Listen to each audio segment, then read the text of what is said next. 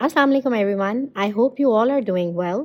We are here today to talk about a remarkable individual who left a lasting impact on Burnhall, late Brigadier Hamid Raza Siddiqui. He was a visionary leader, a kind mentor, and a father figure to many. His tenure as principal was marked by innovation, excellence, and a deep commitment to shaping young minds. We are honored to have his daughter, Mrs. Faima Adnan, sharing her memories of this extraordinary man. Let's begin our conversation and pay tribute to his legacy. अस्सलाम वालेकुम, क्या हाल है? कैसी हैं miss फाहिमा आप? अल्लाह का शुक्र, ठीक-ठाक। आप सुनाएँ, ठीक-ठाक हैं? अल्हम्दुलिल्लाह, बिल्कुल ठीक-ठाक। तो ब्रिगेडियर सिद्दीकी से ही स्टार्ट करते हैं, उनकी मेमोरीज़ को हम रिवाइव करते हैं। जी, बिल्कुल। तो अब आप मुझे थोड़ा-सा उनका बैकग्राउंड जी, बताएँगी? मैं बहुत ऑनर्ड और ऑब्लाइज्ड फ़ील कर रही हूँ कि मैं उनकी आज आपको अपने फ़ादर की मेमोरीज़ शेयर करने जा रही हूँ आपके साथ। अब्बू पैदा हुए थे 1936 में सियालकोट में, एक मीडियोकर सी फैमिली थी और while he was studying he lost his father. उसके बाद उन्होंने अपनी एजुकेशन कंप्लीट की, एमएससी फ़िज़िक्स किया उन्होंने, 2 भाई थे, दोनों ने एमए फ़िज़िक्स किया। एक भाई चले गए, सिविल लाइन जॉइन उन्होंने की और मरे कॉलेज के प्रिंसिपल वो भी रिटायर हुए और अब्बू ने 1964 में आर्मी को ज्वाइन किया। क्योंकि उनकी एजुकेशन बेस थी इसलिए उन्होंने उसी को कंटिन्यू किया और उन्होंने पीएमए में एज ए इंस्ट्रक्टर वो फिज़िक्स पढ़ाते रहे। उस वक्त उनके जो प्रोमिनेंट स्टूडेंट्स थे उसमें शबीर शरीफ का नाम काबिल ज़िक्र है। उसके बाद वो 1971 की वॉर में he had the honour to serve at the border and then he was posted to military college हिलम where he serve for 8 years. उधर ही उनकी प्रमोशन हो गई और वो वहाँ CI, it is just like a post जैसे वीपी वाइस प्रिंसिपल। 8 ईयर्स का ये टेन्योर था उनका और उसके बाद वो मूव किया उन्होंने मिलिट्री कॉलेज मरी और वो वहाँ 5 साल रहे। वो भी उनका बहुत अच्छा टेन्योर था। एक्चुअली अब्बू थे एक टीम वर्क पे बिलीव करने वाले, इसलिए उन्होंने जहाँ भी वो रहे उन्होंने बहुत अच्छा वक्त गुजारा और उनके अपने कोलीग्स के साथ बहुत अच्छा बॉन्ड बिल्टअप हुआ। और कुछ ये है कि नॉर्मली आर्मी ऑफिसर्स का टेन्योर होता है 2 से 3 साल का, लेकिन अब्बू को ये था कि अब्बू जहाँ भी रहे वो 5-6 साल का उनका टेन्योर था और उसकी वजह से उनके बहुत स्ट्रॉन्ग बॉन्ड्स बन गए अपने कोलीग्स के साथ और जो कुछ भी उनके माइंड में प्लान्स होते थे उनको एग्जीक्यूट करने का उनको मौका मिला। लास्ट पोस्टिंग उनकी फिर आर्मी बर्नहॉल स्कूल में 1988 में हुई। एज ए प्रिंसिपल उन्होंने ज्वाइन किया और यहाँ से मुझे अपना फर्स्ट डे ऑफ स्कूल याद आ रहा है कि जिस दिन पहला दिन था तो अब्बू के पीएन होते थे असलम, तो वो उन्होंने कहा ये प्रिंसिपल की बेटी है, इसको थोड़ा सा प्रोटोकॉल देना चाहिए। वो मेरा बैग लिया उन्होंने और मेरी क्लास में जाके छोड़ दिया उन्होंने। तो मैं बहुत आगे प्राउडली फील कर रही कि अभी मैं तो प्रिंसिपल की बेटी हूँ, मुझे इसी तरह की प्रोटोकॉल्स मिलेंगी। पर अब्बू ने देख लिया कहते हैं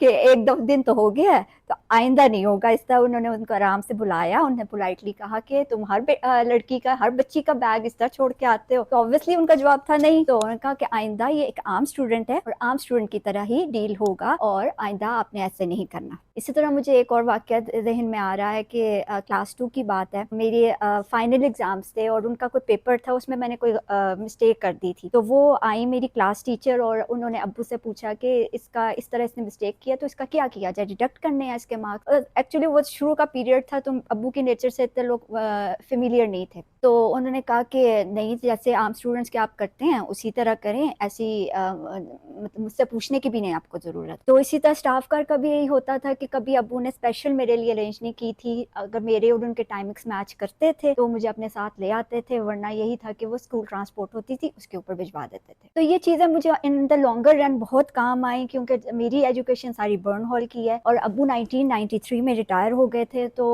उसके बाद मुझे कोई खास डिफरेंस ना लोगों के एटीट्यूड में लगा और ना अपना किसी चीज़ में कोई डिफरेंस लगा कि पहले मैं प्रिंसिपल की बेटी थी और अब नहीं हूँ। हालांकि ये जब थी मैं तो तब लोग काफ़ी कहते थे कि कोई मुझे बैज मिलना या पोजीशन मिलनी तो लोगों का होता था कि ये प्रिंसिपल की बेटी है इस वजह से हो रहा है इसके साथ इस तरह। पर ये है कि अब्बू ने कभी ना किसी टीचर से डिमांड की और ना उनकी कोई एक्सपेक्टेशन थी इस तरह की। कोई ऐसी चीज जो सर के टेन्योर में हुई हो जो जिसको हम हाईलाइट करें? हाँ जी, बिल्कुल। अब्बू के एफर्ट्स से और ज़ाहिर है जीएचक्यू से, क्योंकि आर्मी का इंस्टीट्यूशन है तो जीएचक्यू की अप्रूवल से अब्बू ने बर्नहॉल स्कूल को बर्नहॉल कॉलेज में कन्वर्ट किया था क्योंकि वो देखते थे कि मैट्रिक के बाद बच्चियों को काफ़ी प्रॉब्लम होती थी क्योंकि उस वक्त एबटाबाद में ऐसा था कि कोई अच्छा कॉलेज नहीं था बच्चियों के लिए। तो उन्होंने फिर सोचा कि चलो बच्चियाँ अपने स्कूल की बच्चियाँ अपने स्कूल में ही रहें, तो ये बहुत बड़ा उनका स्टेप था जो उन्होंने लिया। बिल्कुल सही है। अब मुझे बताएंगी कि कोलीग्स के साथ ब्रिगेडियर सर का क्या क्या उनका रिलेशन कैसा था? Was he bossy? नहीं, बिल्कुल बॉसी नहीं थे, वो बहुत फ्रेंडली थे। अब आपको मैं बताती हूँ कि ट्रिप्स हमारे होते थे और इतने वो फ्रेंडली ट्रिप्स होते थे कि उसमें स्टाफ और प्रिंसिपल का कोई कॉन्सेप्ट ही नहीं था। वो ऐसे हम लोग मूव करते थे जैसे एक एज अ फैमिली मूव कर रहे हैं। बिल्कुल ट्रियाटा हम लोग गए, मरी के मुख्तलिफ ट्रिप्स हमने किए और स्पेशली मैं एक ट्रिप का जो हमेशा टीचर्स रिक्वेस्ट करती थी, हयाताबाद का ट्रिप। अब्बू मजाक करते थे कि हाँ जी वो शॉपिंग के शॉपर्स आने हैं ना बड़े बड़े, इसलिए तुम लोग किस तरह करते इस तरह रिक्वेस्ट कर रहे हो। तो वो एक साल में एक दफा जरूर जाता था और याद है मुझे कि कोस्टर्स जाया करती थी और वो भर के फिर आया करती थी वाकई शॉपर्स के साथ ही। और इसी तरह मुझे याद आ रहा है इंटरव्यूज जो प्रेप के हुआ करते थे, एडमिशन टेस्ट, उसमें एक पूरा पैनल बैठा करता था जिसमें doctor Nawaz, miss Shahnaz, miss Azra, उस वक्त की वीपी पहले मिसेस मंजूर थी, उसके बाद मिस परवीन आई और आखिर पे मिसेस जुल्करनैन। ये पूरा पैनल हुआ करता था और काफी हेक्टिक रूटीन होती थी। 1 to 2 वीक्स ये चलते थे इंटरव्यूज और उसमें यह था कि कंटिन्यूसली इंटरव्यूज हो रहे होते थे, पर यह है कि कोई किसी को कोई बर्डन नहीं महसूस होता था। इतने लाइट माहौल में वो इंटरव्यूज होते थे। और यहाँ मैं याद कर रही हूँ मिशनाज के सूप्स, सर्दियों में वो होते थे और मिशनाज सूप्स के साथ उस मजे को और इन्हांस कर दिया करती थी। और फिर पेरेंट्स डे जो हुआ करते थे वो उसमें भी एक टीम एफर्ट नजर आया करती थी, टीचर्स की और स्टाफ की और प्रिंसिपल की आपस में, कि वो कितनी मेहनत से सारा कुछ होता था। और स्पोर्ट्स डे हो, कोई भी फंक्शन था, वो बहुत सक्सेसफुल रहते थे क्योंकि यही वजह थी कि एक कोलैबोरेटिव एफर्ट थी। अब क्योंकि अब्बू का ये बिलीव था कि एक टीम वर्क के तौर पे काम किया जाए तो वही सक्सेसफुल होता है। अच्छा, टाइम टेबल्स का भी मेरे जहन में आ रहा है कि टाइम टेबल्स बनाना भी एक काफी हेक्टिक काम होता था। वो भी ये था कि कंपाइल करना, ड्यूटीज किसको असाइन करनी है, कौन क्लास टीचर बनेगा और किस तरह इसको मैनेज किया जाएगा। घर में आ जाते थे हमारे टीचर्स, कंसर्न टीचर्स आती थी जिसमें मिशनाज थी, उस वक्त की वीपी जो भी थी मिस परवीन वगैरह, सारे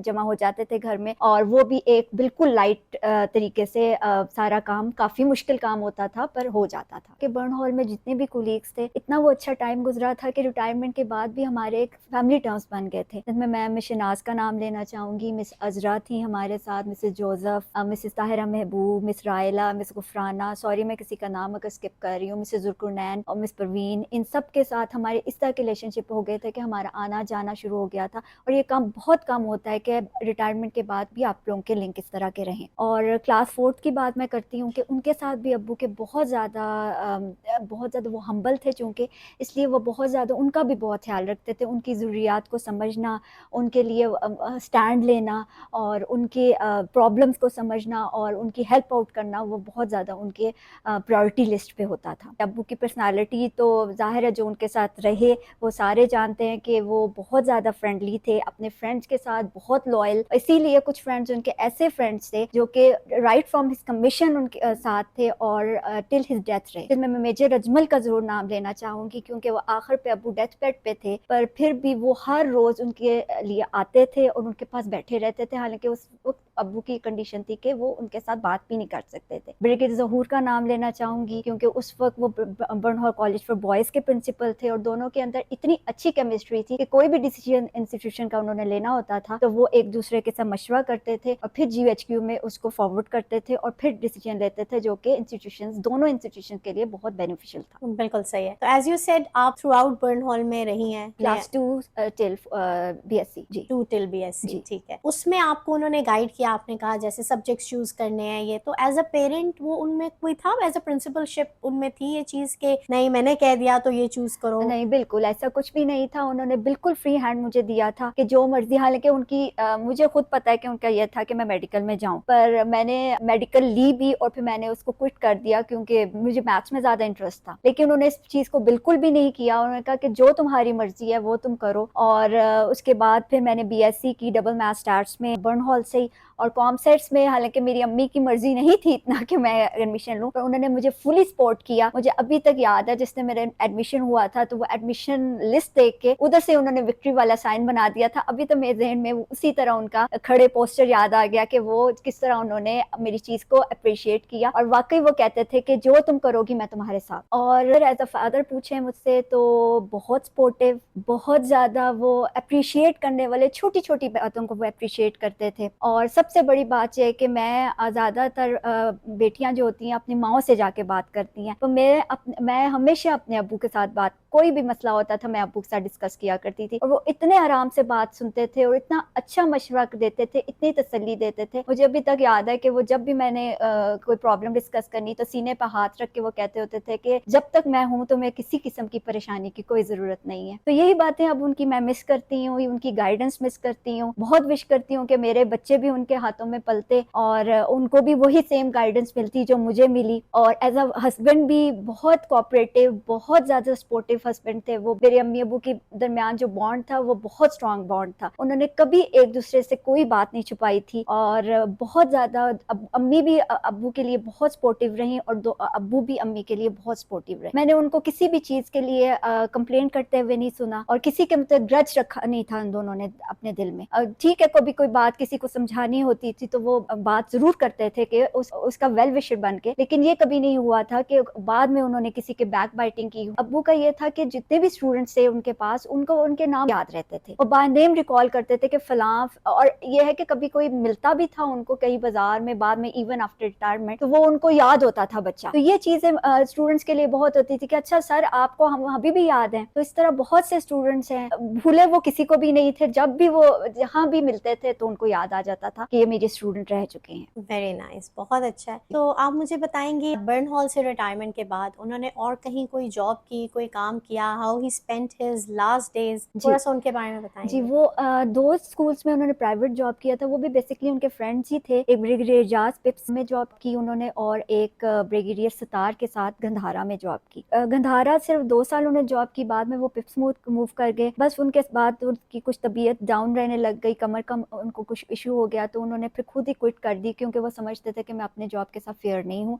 मैं राउंड वगैरह नहीं लगा सकता, इसलिए फिर उन्होंने जॉब को क्विट कर दिया। और बाकी उसके बाद कोई 10-12 साल वो घर में ही रहे, पर बहुत उनकी हेल्दी एक्टिविटीज़ थी। और कभी कुरान पाक की, मैं जब उनको देखा करती थी, कभी कुरान पाक की वो तफसीर पढ़ रहे होते थे, कभी न्यूज़पेपर पढ़ रहे होते थे, कभी पोइट्री एंजॉय कर रहे होते थे। मतलब बहुत इंजॉयबल तरीके से उन्होंने अपना रिटायरमेंट लाइफ भी गुजारी। अब्बू डायबिटिक पेशेंट थे, और ये था कि इंसुलिन पे थे वो खुद। पहले तो वो खुद ही इंसुलिन लगा लेते थे, पर आखिरी पे in the end of days उनका ये हुआ कि वो नहीं लगा सकते थे इंसुलिन। तो फॉर्चुनेटली मैं उस वक्त उनके पास थी। तो ये था कि मुझे होता था कि मैं इनको 3 टाइम्स अ डे प्रिक करती हूँ, और इनको तकलीफ होती होगी, पर उन्होंने किसी किस्म का कोई वो शो नहीं करते थे कि मुझे तकलीफ हो रही है, बल्कि हंस के कहते थे लो आ गई है मुझे डॉक्टर साहब इंजेक्शन लगाने। तो बहुत उन्होंने, हालांकि काफ़ी जाहिर है हमें खुद फील होता था कि वो तकलीफ में है, और पर उन्होंने शो नहीं किया था कभी इस तरह की कोई, और बहुत उन्होंने बहादुरी से अपनी इलनेस को भी इनकाउंटर किया। और बस अनफॉर्चुनेटली बस उनकी ये डायबिटीज़ ही कुछ इस तरह की अनस्टेबल हुई कि वो नहीं इसको सर्वाइव कर सके। 14 सितंबर 2012 में वी लॉस्ट हिम। और चूंकि एबटाबाद के लोगों से उनको इतना प्यार मिला था, और ज़्यादा जॉब भी उनकी एबटाबाद में गुजरी थी, इसलिए उन्होंने अपनी ज़िंदगी में ही हबीबुल्ला कॉलोनी में अपनी कब्र की जगह ले ली थी, इसलिए फिर उनकी ख्वाहिश के मुताबिक फिर उनको उधर ही दफन कर दिया गया। बिल्कुल सही है, वो हमारी दुआओं में रहेंगे भी, and he still in our hearts. बहुत अच्छा लगा आपसे बात करके। Thank you so much Fahima ji, time देने के लिए हमें, और हमारे साथ इतनी अच्छी यादें, इतनी अच्छी पर्सनालिटी के बारे में हमसे डिस्कस करने के लिए। तो बहुत शुक्रिया कि आप लोग आए और आपने मुझे ये मौका दिया कि मैं उनके रिवाइव कर सकूं उनकी यादों को। और सबसे मेरी जितने भी उनके स्टूडेंट्स हैं जो भी देखें, मेरी उनसे रिक्वेस्ट है कि उनके हक में दुआ करें, और ये मैं अपने बहसियत बेटी कि मैं उनके लिए सदका जारिया बन सकूं, और आप लोग भी जब भी दुआ के लिए हाथ उठाएं उनके लिए ज़रूर दुआ करें। Thank thank you. You so much.